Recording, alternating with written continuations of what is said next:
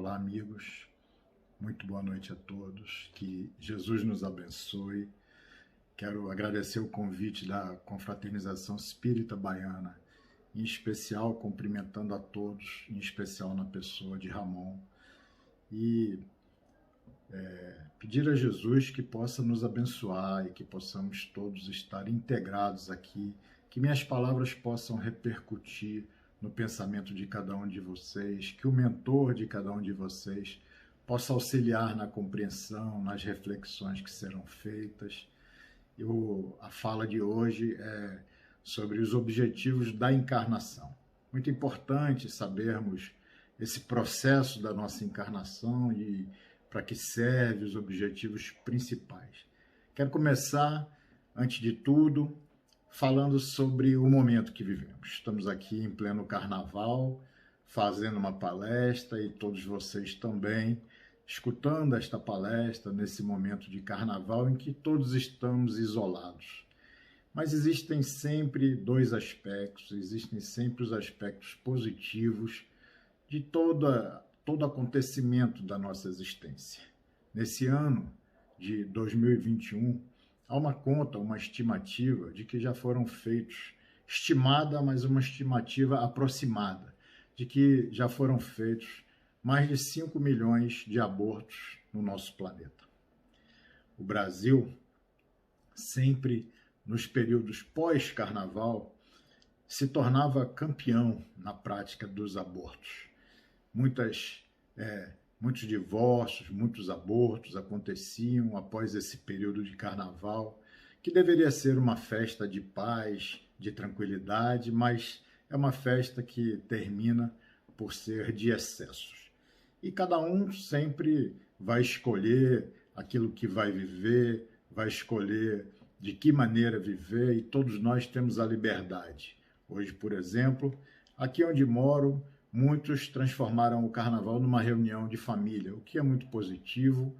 Aquela festa de excessos se transformou numa reunião fraternal entre os familiares. Nós, que talvez tenhamos um karma mais complexo, que tenhamos mais débitos e mais dificuldades, estamos aqui trabalhando, estamos aqui tentando corrigir nossa rota, corrigir nossa trajetória, ajustando esta trajetória evolutiva de acordo com esta ferramenta maravilhosa que Allan Kardec, que os Espíritos, que Jesus nos oferece para esse nosso aprimoramento.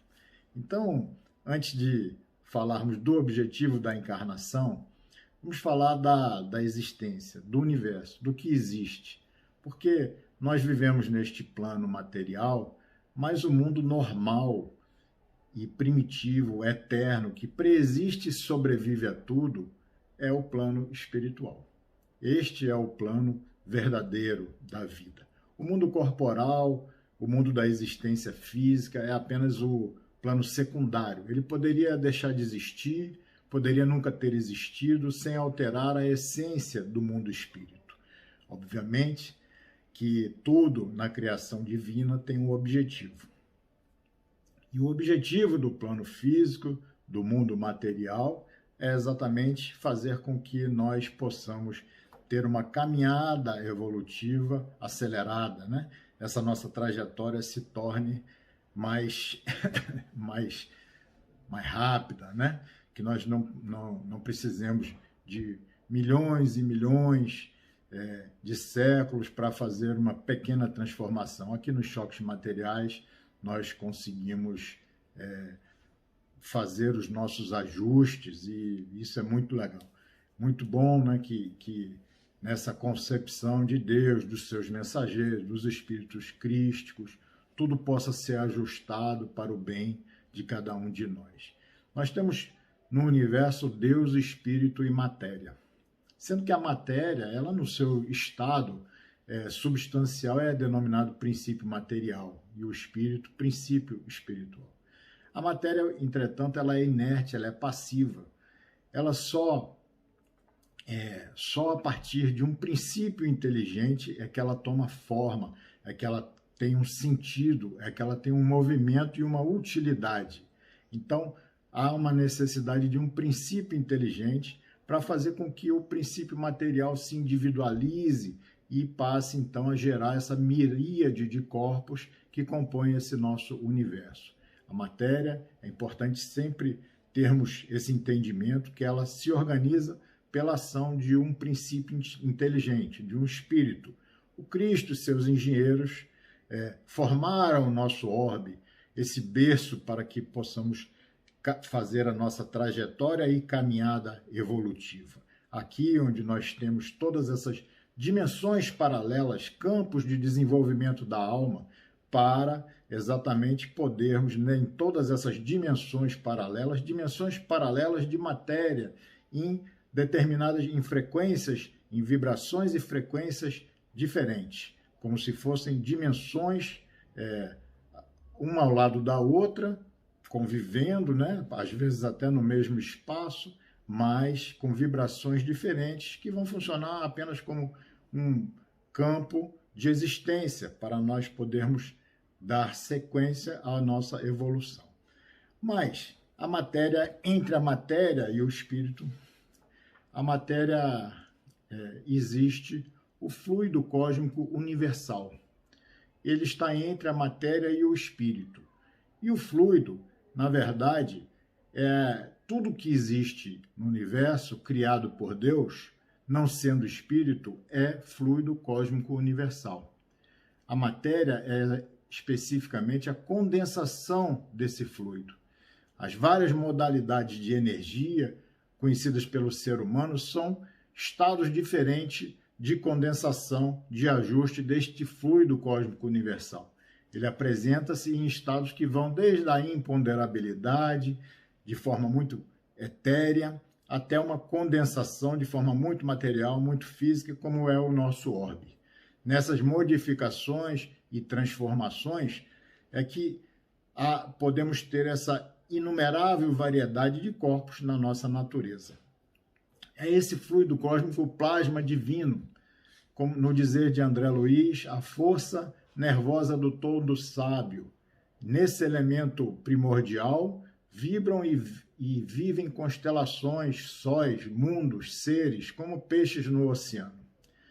E há, no dizer de André Luiz, uma cocriação, no livro Evolução em Dois Mundos, ele vai dizer que há uma cocriação em plano maior, onde operam inteligências divinas, a Deus agregadas, extraindo deste fluido cósmico os celeiros de energia para construir os sistemas na imensidade.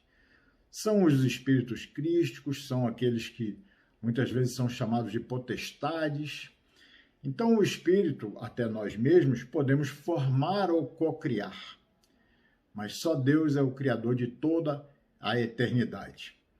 Então, todo o nosso orbe, todos os aspectos materiais, toda a criação que passa a ser uma modificação desse fluido cósmico universal, realizada por espíritos, por inteligências agregadas a Deus, é que vão formar todo este mundo material onde vivemos.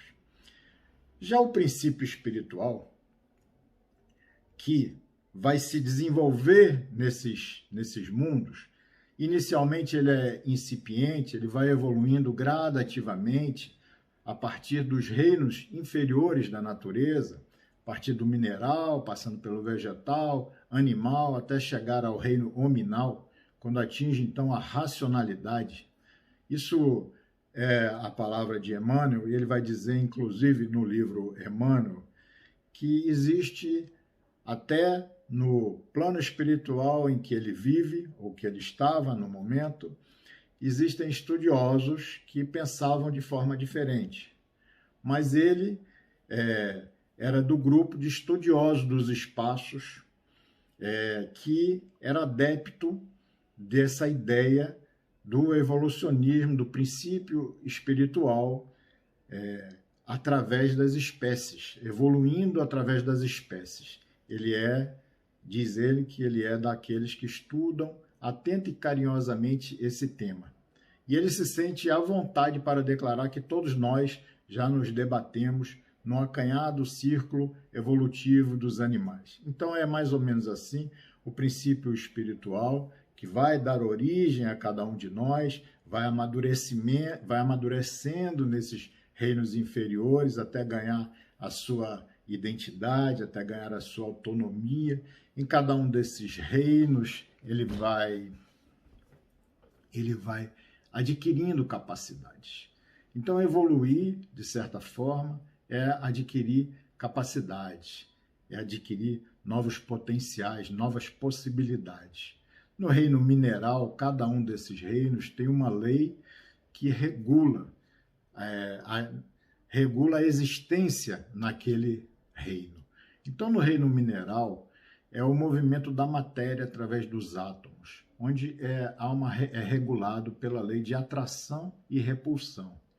O princípio espiritual que vem nos dar origem no futuro, já lá começa a aprender essa lei de atração e repulsão para que, no momento atual, nós possamos, então, formar corpos e manipular esta lei de atração e repulsão com conhecimento.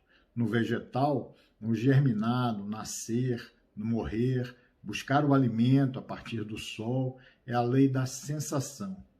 Lá, quando estagiamos, nós começamos, então, a adquirir estas possibilidades, essas capacidades, esses potenciais na lei da sensação.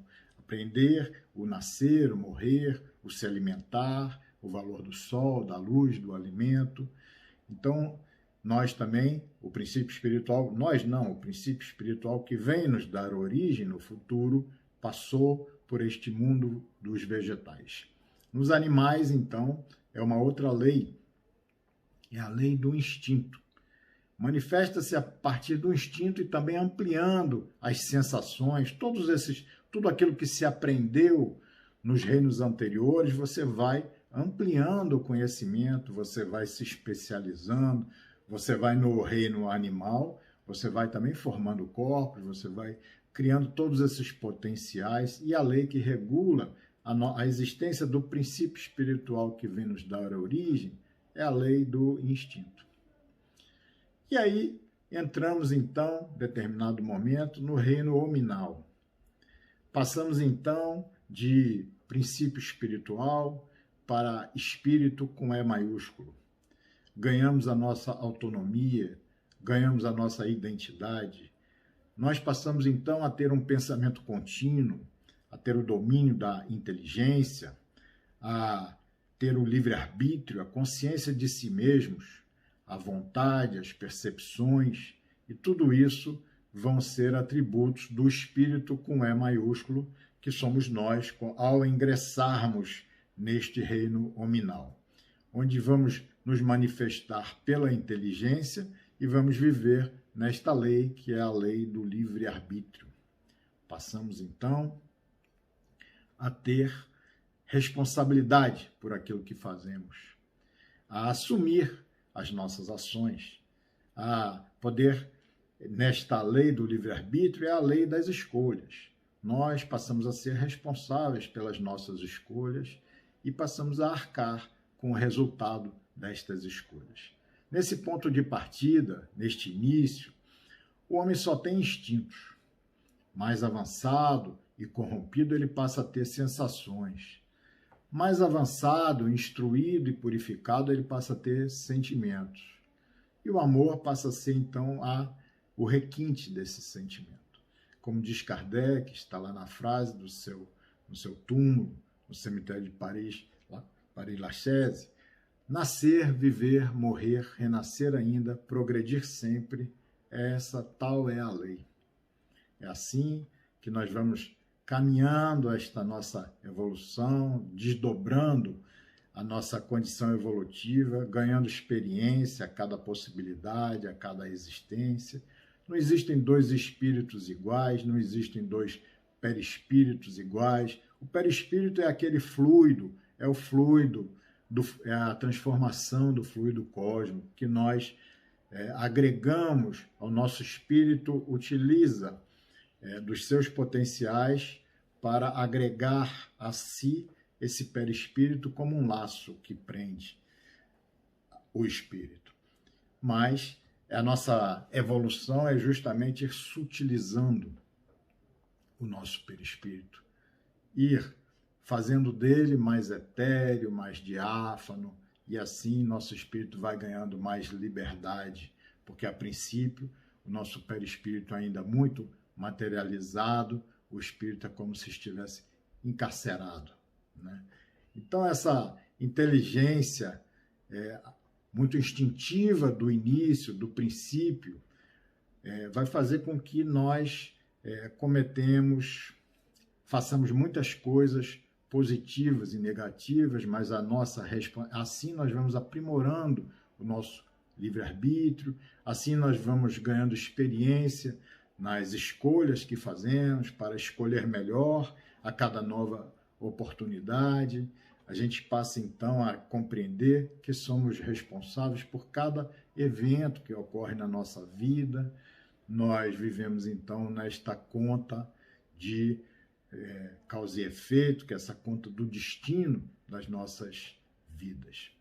E há então uma escala espírita, onde há os espíritos de primeira ordem, há os espíritos de segunda ordem e os de terceira ordem.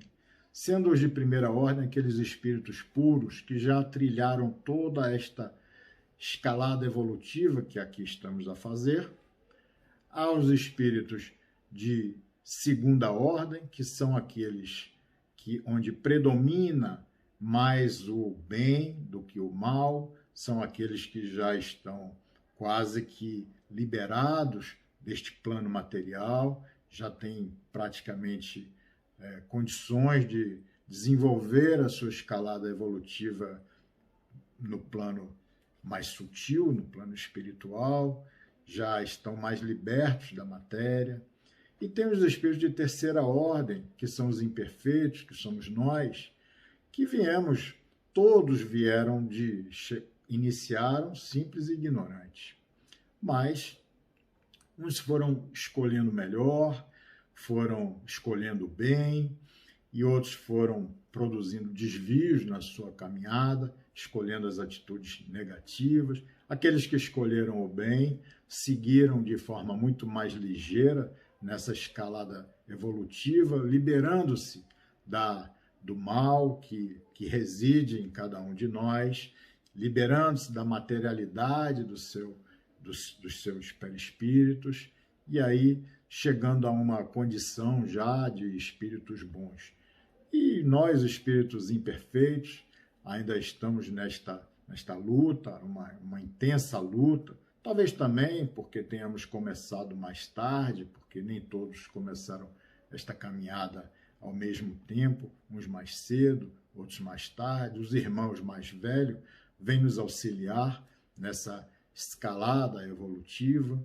E aí, para fazermos toda esta escalada, onde saímos como espíritos imperfeitos, daquela condição de espíritos impuros, e vamos evoluindo até determinado momento, talvez nós agora, sendo espíritos pseudo-sábios, aqueles que achamos que já sabemos muito, quando não sabemos nada ainda. E assim os espíritos imperfeitos vão fazendo as suas caminhadas, até chegar a uma condição de espíritos ainda imperfeitos, mais neutros, onde não há ainda mais bem do que mal, mas também não há ainda uma condição de mais mal ainda do que bem em si, né? Um espírito já que está ali na porta de se transformar num espírito benevolente. Talvez já sejamos nós, muitos de vocês que nos ouvem, já estejam na condição de segunda ordem, de espíritos benevolentes, onde o bem já predomina em todos vocês. Vamos pensar assim, de forma positiva. Mas o objetivo da encarnação, então, propriamente dito, é alcançar a perfeição. Alcançar a perfeição em si mesmo. Alcançar a perfeição em seu espírito. Liberando-se desta materialidade, liberando-se do mal que vive em si. Alcançar esta perfeição para cumprir sua parte na obra da criação. E, para isso, a gente também, na encarnação, para alcançar esta perfeição, nós precisamos viver a expiação. O que seria a expiação? A expiação seria o resgate, Expiar significa remir, resgatar. Então a expiação é um resgate imposto aos espíritos, a nós, pelo mau uso do nosso livre-arbítrio lá no passado. E aí, por isso, nós precisamos suportar as vicissitudes da vida corporal, suportar estas dificuldades, expiando e ajustando-nos, fazendo o reequilíbrio, o equilíbrio mental e o refazimento do nosso corpo espiritual. E aí, também, existem aqueles que estão em missão. A missão é uma tarefa a ser cumprida. A missão são aqueles que têm menos a expiar, mas ainda vêm suportar algumas vicissitudes, mas eles têm muito mais a concorrer para a obra geral. E assim eles vão se adiantando, realizando essas missões, essas tarefas que concorrem para a construção da obra geral. E a prova, cada nova existência termina por ser uma prova para o espírito. Todos nós estamos aqui em provas. As provas, elas são proporcionais ao nosso adiantamento. As expiações também, nós só viemos suportar aquilo que já desenvolvemos em cada um de nós, potenciais para estarmos aptos a realizar aquela expiação, aquela prova, aquela situação a que nos propusemos a vir solucionar, a vir aqui realizar.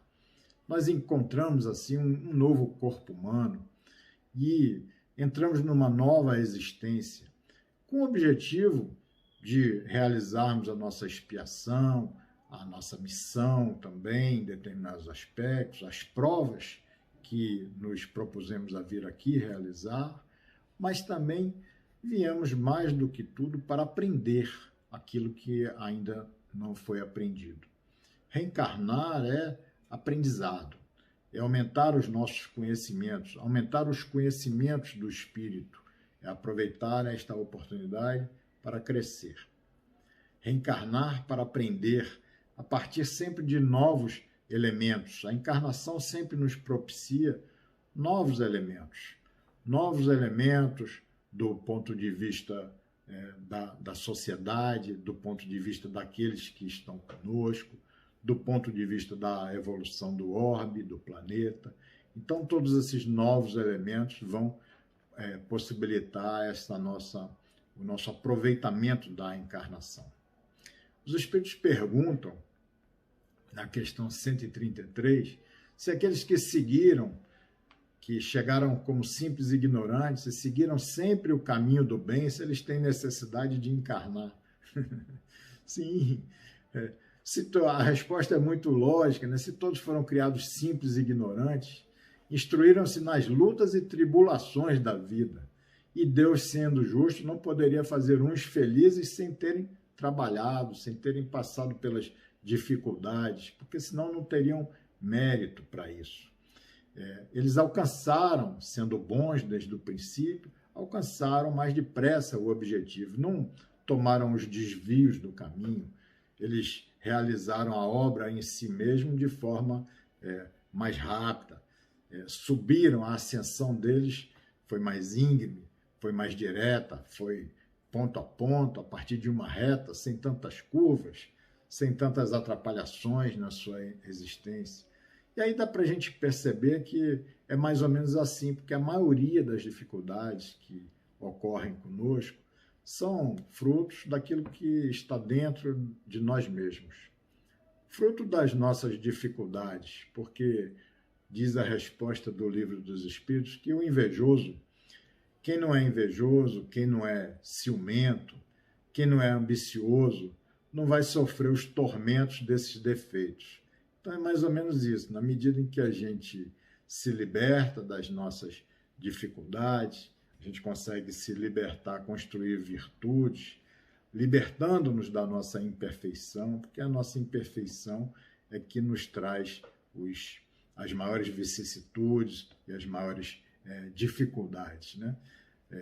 A vida material é esse crisol depurador, é aquilo que vai fazer com que a gente possa fazer o nosso conhecimento, vai fazer com que a gente possa fazer o nosso melhoramento a partir das provas, a partir dos choques, a partir destas muitas encarnações, a gente vai conseguir atingir a nossa finalidade exatamente por dificuldades. Nenhum de nós vive sem dificuldades. Nenhum de nós está agora isento de um conflito, isento de um problema que lhe assenhoreia a mente, que lhe faz refletir, orar, pedir a Deus para que lhe dê forças para seguir superando esse problema, essa dificuldade. Todos nós vivemos realmente lutas intensas dentro da nossa mente. O mundo externo, na verdade, é reflexo do que está dentro de nós. Esse nosso mundo bagunçado que vivemos é reflexo dos espíritos que aqui vivem, porque o conflito interior de cada um de nós se lança ao exterior. Assim é na nossa vida, a gente muitas vezes convive com muitas pessoas complexas. Às vezes nós somos as pessoas complexas, porque não sabemos administrar muito bem nossos conflitos, administrar as dificuldades que estão conosco, ao nosso lado, na nossa mente, e aí terminamos por permitir que transborde de nós essas dificuldades. Então, temos que realmente utilizar a doutrina, esses ensinamentos que a doutrina nos traz, para saber aquilo que nós estamos colocando para fora de nós, para refletir sobre aquilo que devemos colocar para dentro de nós, como devemos preencher o nosso ser, para que do nosso ser possa sair aquilo que dentro dele nós colocamos. Então a gente vai vai encarnar sempre para conseguir desenvolver. Nós vivemos na lei do livre-arbítrio, na lei das escolhas. Nós vamos sempre ser, de uma certa maneira, fustigados, provocados, influenciados pelas energias negativas, para que a partir daí a gente possa desenvolver a nossa capacidade de escolher, desenvolver o nosso livre-arbítrio e aí, assim, manter o império sobre nós mesmos, sabendo aquilo que nós queremos. As energias negativas, as influências sobre o nosso comportamento não vão ter forças a partir do momento que nós tenhamos realmente certeza daquilo que nós queremos, a partir do momento que nós tenhamos segurança daquilo que pensamos, e aí nosso pensamento não está sujeito às influências externas, às influências, às vezes, negativas, de espíritos ou de pessoas que conosco convivem. Nós teremos, então, esse império sobre nós mesmos. Esse é um dos principais objetivos da encarnação, esse desenvolvimento do nosso livre-arbítrio e esse desenvolvimento do império sobre nós mesmos. Nós vemos que os espíritos evoluídos, eles não são influenciados pelas condições do ambiente, eles não são influenciados pelo grupo, eles sabem exatamente aquilo que eles querem, eles se afinizam com as propostas do Evangelho de Jesus, e muitas vezes até sem conhecer aquilo que Jesus diz, mas é a lei da consciência, a lei de Deus que vive em nossa consciência, é essa que eles estão fazendo vibrar, fazendo ter força.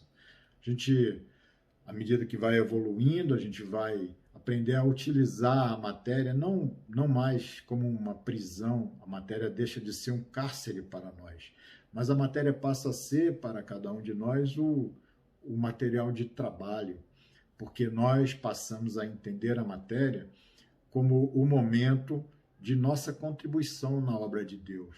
E nós temos, então, que utilizar a força do nosso espírito, a força espiritual que está presente em cada um de nós, para fazer essa matéria sutilizar, para espiritualizar a matéria, para espiritualizar as ideias que se corporificam a partir da mente de cada espírito. Nós passamos a ter, à medida que evoluímos, obrigação de construir ideias que se afinem com o mundo espiritual. E assim nós vamos construindo um mundo melhor. Assim nós vamos construindo um mundo de regeneração, que é um mundo onde o bem predomina. Na medida em que a gente consiga construir o bem, influenciar no bem, nós estamos contribuindo na obra de Deus e contribuindo na construção deste mundo novo de regeneração que chegará, colaborando nesta obra, elevando os mundos. Emmanuel diz que cada encarnação é como se fosse um atalho nas estradas de ascensão. Diz ele que significa uma bênção divina, quase um perdão de Deus. Isso realmente é muito interessante, porque é mesmo uma bênção divina. Como no plano espiritual nós poderíamos nos aproximar daqueles que, pelos desvios do passado, transformamos as relações com eles em relações de ódio, em relações de desequilíbrio, em relações onde estão totalmente contaminadas. No plano espiritual, não conseguiríamos estar nem próximos, teríamos que estar em locais muito distantes para que pudéssemos suportar a presença um dos outros. E aí, a encarnação permite que, pelo esquecimento do passado, como se fosse essa bênção que Deus nos dá para fazermos este atalho na nossa estrada de ascensão, por esse esquecimento do passado, a gente vai conseguir renascer no mesmo meio em que já viveu, estabelecendo de novo relações com as mesmas pessoas, a fim de reparar o mal que tenhamos feito, a fim de esquecer o mal que tenhamos recebido, a fim de fazermos o reequilíbrio de nós mesmos. Então, sem nos sentirmos humilhados nas vezes em que erramos, esse esquecimento termina por ser uma bênção e a encarnação termina por propiciar esse ajuste, essa condição de aproximação. Temos na obra de André Luiz diversas histórias. Eu gosto sempre de falar a história de Alfredo, Paulo e Ismalha, na obra Os Mensageiros, que eu acho que muitos conhecem, que Paulo foi um espírito que traiu a confiança de Alfredo, que era seu sócio, e prejudicou imensamente Ismalha. E aí vamos encontrar no plano espiritual os três, e Paulo numa condição terrível. E Ismalha e Alfredo já recuperado, Ismalha é um espírito evoluído, e vão esses espíritos prepararem uma nova encarnação, uma nova oportunidade para Paulo. E eles preparam essa encarnação antes que ele retome, antes que ele recobre a consciência dos atos que ele praticou aqui na encarnação anterior, para que ele não se sentisse humilhado, e vão preparar uma nova oportunidade para que ele possa fazer esse ajuste consigo mesmo, né?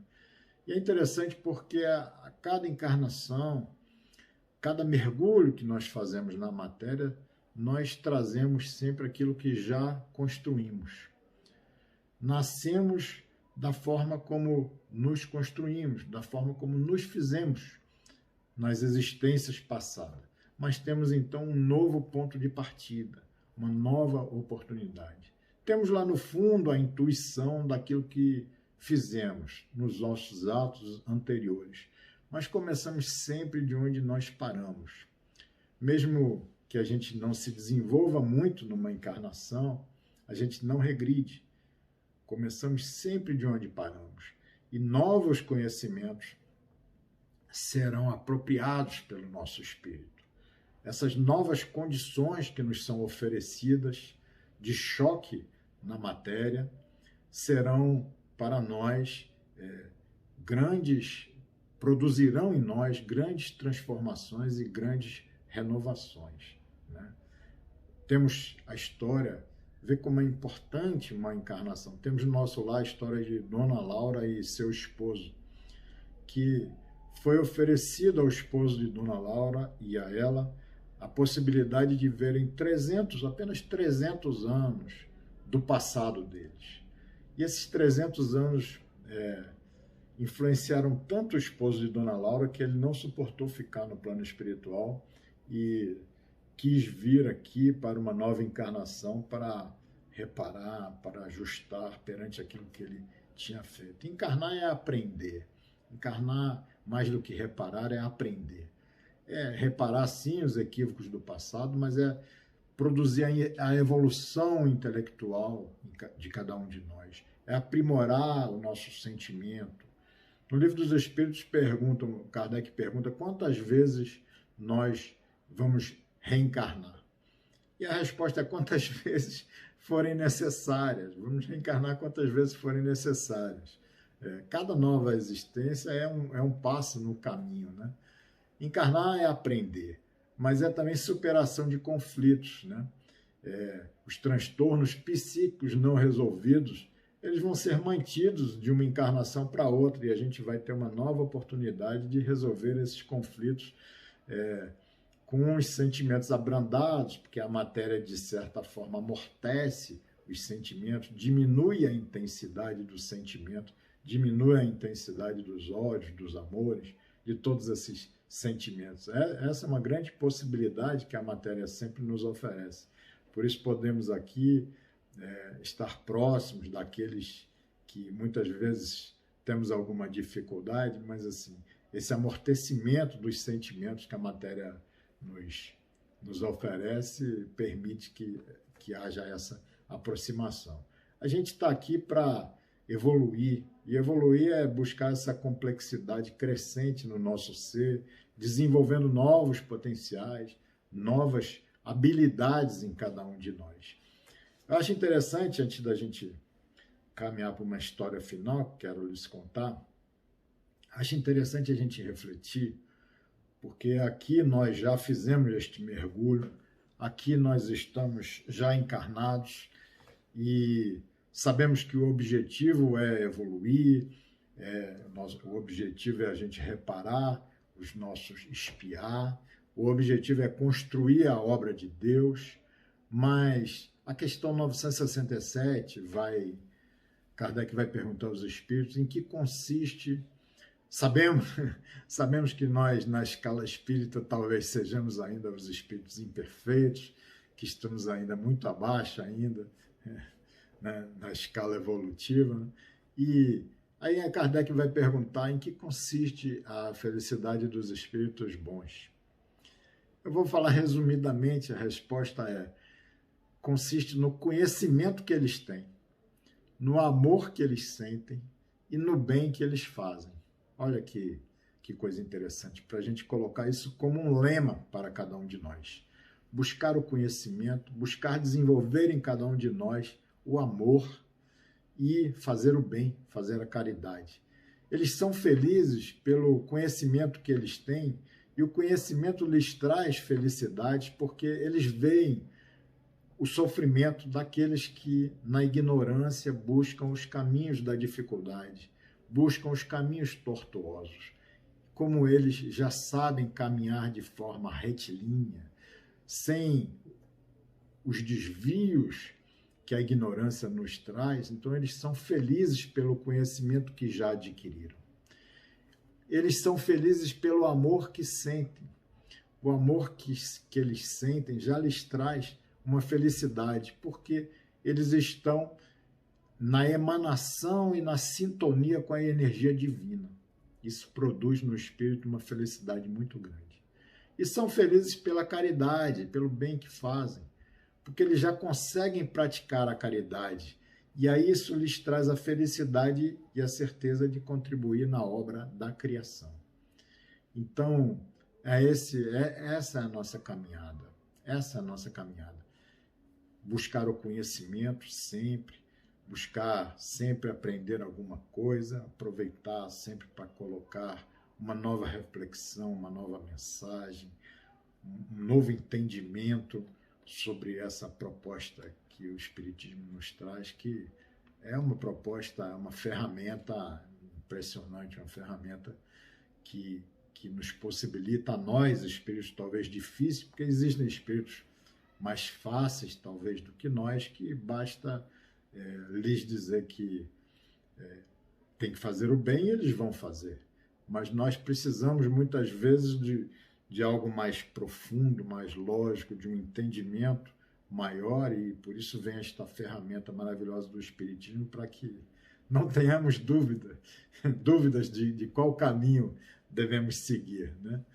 Então, para a gente finalizar a fala de hoje, eu quero lhes brindar com uma história para entendermos que, assim, um exemplo de aproveitamento, aqueles que sabem aproveitar as oportunidades que lhes são dadas, porque nunca nossa construção não é imediata, a evolução ela é a longos passos, são muitas e muitas encarnações, mas existem espíritos que vêm fazendo um trabalho que merece que seja divulgado. Por exemplo, é o caso de Camilo Chaves, não sei se já conhece, mas Camilo Chaves, ele foi senador, foi político,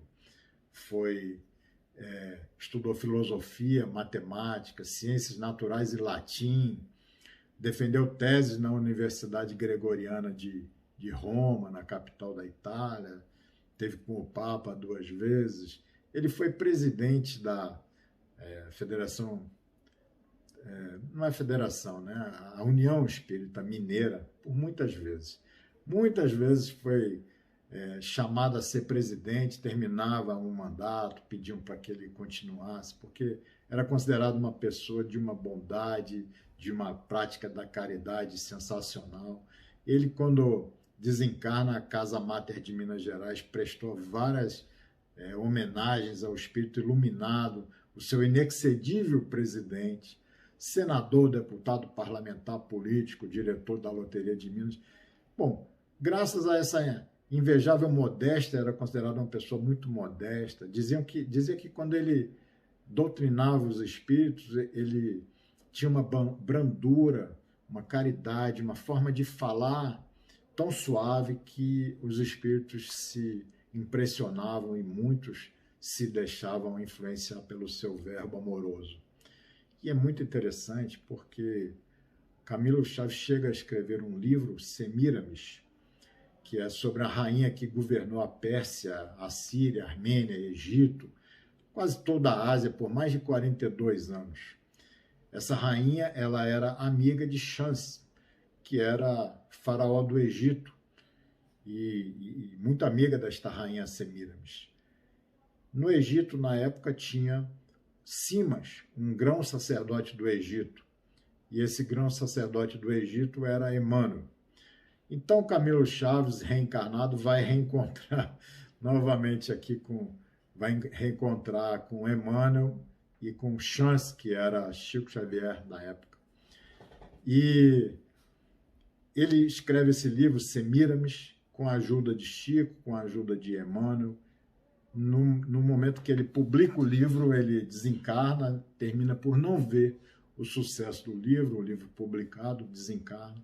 Mas ele, quando estava encarnado, ele tinha alguns problemas de depressão, que ficava algumas semanas na cama, e na época ainda não tinha o diagnóstico de depressão, e diziam que ele tinha tá com aquelas coisas, cadê Camilo? Camilo tá com aqueles problemas. Aí ele ficava 2, 3 semanas em casa, depois ele retornava aos trabalhos, e sempre todos adoravam ele, sempre reconduzido à presidência da União Espírita Mineira, e desencarna Camilo Chaves, vai ser muito bem recebido, vai falar a Chico que foi muito bem recebido no plano espiritual, que o auxiliaram muito, que Bezerra estaria com ele, o auxiliando muito.